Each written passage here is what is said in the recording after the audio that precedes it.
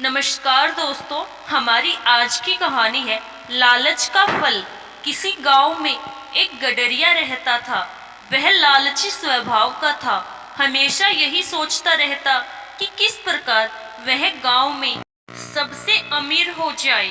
उसके पास कुछ बकरियां और उनके बच्चे थे जो उसकी जीविका के साधन थे। एक बार वह गांव से दूर जंगल के पास पहाड़ी पर अपनी बकरियों को चराने ले गया। अच्छी घास ढूंढने के चक्कर में आज वो एक नए रास्ते पर निकल पड़ा। अभी वह कुछ ही दूर आगे बढ़ा था कि तभी अचानक तेज बारिश होने लगी और तूफानी हवाएं चलने लगी। तूफान से बचने के लिए गडरिया कोई सुरक्षित स्थान ढूंढने लगा। उसे कुछ ऊंचाई पर एक गुफा दिखाई दी। गडरिया बकरियों को वहीं बांध उस जगह का जायजा लेने पहुंचा तो उसकी आंखें फटी की फटी रह गई। वहां बहुत सारी जंगली भेड़ें मौजूद थी। मोटी तगड़ी भेड़ों को देखकर गडरिये को लालच आ गया। उसने सोचा कि अगर ये भेड़ें मेरी हो जाए तो मैं गांव में सबसे अमीर हो जाऊंगा। इतनी अच्छी और इतनी ज्यादा भेड़ें तो आसपास के कई गांवों में किसी के पास नहीं है। उसने मन ही मन सोचा कि मौका अच्छा है, मैं कुछ ही देर में इन्हें बहला फुसला कर अपना बना लूंगा, फिर इन्हें साथ लेकर गांव चला जाऊंगा। यही सोचते हुए वह वापस नीचे उतरा।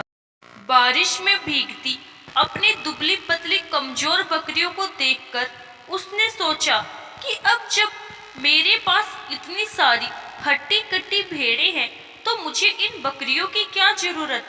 उसने फौरन बकरियों को खोल दिया और बारिश में भीगने की परवाह किए बगैर कुछ रस्सियों की मदद से घास का एक बड़ा गट्ठर तैयार कर लिया।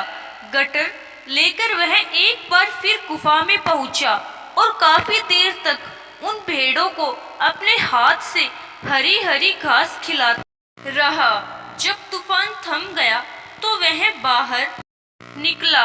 उसने देखा कि उसकी सारी बकरियां उस स्थान से कहीं और जा चुकी थी।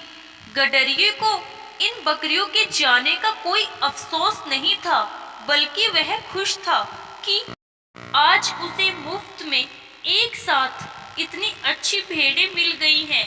यही सोचते सोचते वह वापस गुफा की ओर मुड़ा, लेकिन ये क्या, बारिश थमते ही भेड़ें वहां से निकलकर दूसरी तरफ जाने लगी।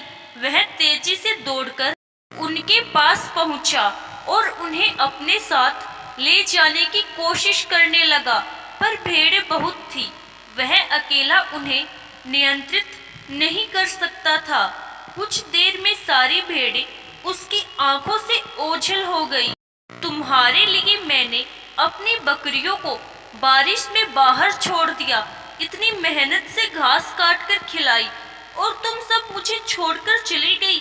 सचमुच कितनी स्वार्थी हो तुम सब। गडरिया बदहवास होकर वहीं बैठ गया। गुस्सा शांत होने पर उसे समझ आ गया कि दरअसल स्वार्थी वो भेड़ें नहीं बल्कि वो खुद है, जिसने भेड़ों की लालच में आकर अपनी बकरियां भी खो दी। शिक्षा।